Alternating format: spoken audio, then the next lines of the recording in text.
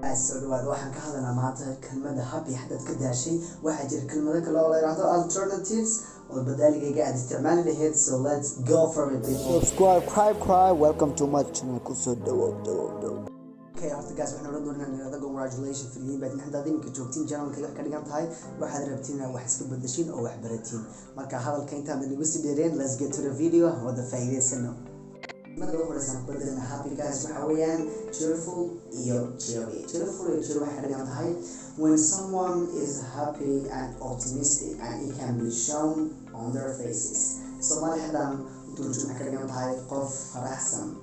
Optimisticna waxay ka dhigan tahay dadka markasta khayrka iska fiirsan laakiin wallahi ilaahay waxa taasi muuqata iska faraxsan laakiin dadkaasi farxadooda waxay ka muuqataa wajigooda. cheerful waxaa loo isticmaalaa dadka asla ninkaasi cabdiya maxalin waa cheerful. cheerful waxaa loo isticmaalaa shaygaasha iyo alaabaha iyo dabeecadaha dadka.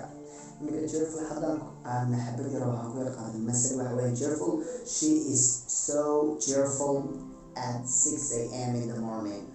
iyadoo subax lixda subaxnimo way faraxsan tahay qof yaa weelada subaxnimo faraxsan waa lagu daalay cheerful waxa weeyaan taan sheegnay situations ama dabeecadaha dadka.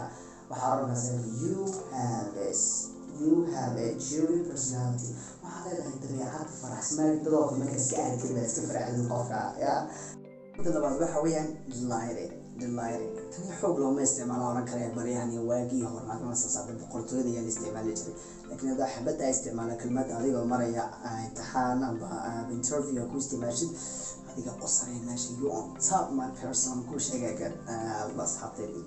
marka delighted waxay ka dhigan tahay when someone is pleased or shows pleasure in something. waxay ka dhigan tahay qof markuu wax uu ku yahay mabsuud uu ku raaxaysanayo una yani muujin doonayo waxaasna ku faraxsan yahay. sida waxaa aminkan ka oran karaan kale I am pleased of how you treat people. waxaan ku faraxsanahay amba hanu khushuuc oo kale haddaan Soomaaliga isticmaalo hanu khushuucaysa dadka adigu haduu dhaqatid way waxa tahay qof fiican baa tahay you are a good person oo kale ilaahay dasa anaga wada dhigayaaro. waxa weeyaan pleased waxa ka dhigan tahay markuu qof wax ku faraxsan yahay amba shay uu qaatay isagu wixii ka soo galay natiij ka soo galay uu ku yaamiyo ku shuursanaa ku mabsuudsan weeyaan ilaahay saamaxay wada dhigan ka soo qabto ilaahay wax faraxsan ka soo galay. Imika kale for example waxa soo qaadana she is pleased of the outcome of her presentation. waxay ku faraxsan tahay wixii ka soo galay natiijada ay ka heshay presentation-ka ay macalinka u samaysay. sida macallin masalan oo kale waxay helaysaa macalinka ay wax diyaarso ay ka hadasho ay samaynayso waxa la dhahaa presentation. marka dad soo hoostaagaysid ama wax diinayso presentation ma laha. marka adiga waxay u samaysay fiican presentation ku samaysay marka natiijada ka soo galay ay ku faraxsan tahay ama waxay heshay sida koob waxa la ka duminaa 15 point ama 10 point waxay keentay 9 ama 10 leeyahay wax fiican ay keentay marka hadda way ku faraxsan tahay she is pleased of the outcome of her presentation.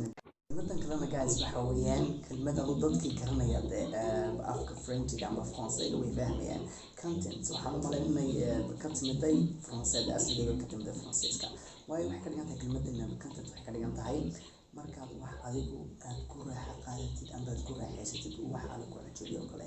sida iminka saasi isku ka tagtay waxay sheekaysanaysaa gabar aad saabtiina bugula maslahaysay markaas hadhow talaad ka oran I am very content of our conversation.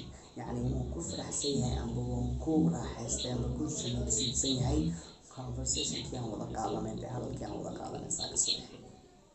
word of the day guys kelmadda ugu dambaysa waxa weeyaan satisfied waxaa loo isticmaalaa markaad dareentid shucuurta satisfaction-ka ilaahay shucuurta hanoo dareensi wax ka fiican ma jirto.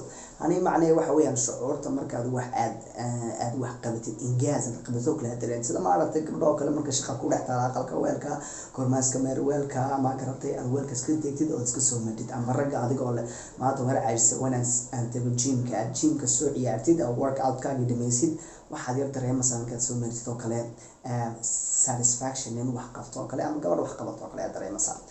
taa iska jira laakiin satisfied waxa weeyaan verbally laakiin satisfaction waxa weeyaan word ama kelmadii ama noun-gii.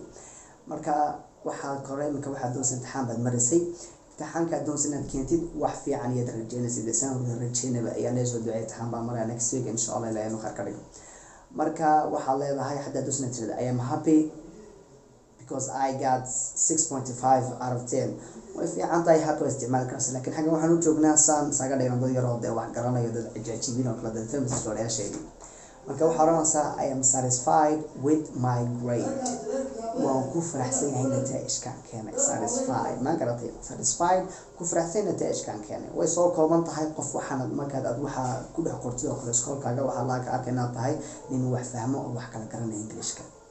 Our video, follow me on Instagram, follow me on TikTok guys. Thank you so much for that. Don't to watch us. In the comment below. Thank you guys so much for watching. Thanks for watching my videos. Yo, bye.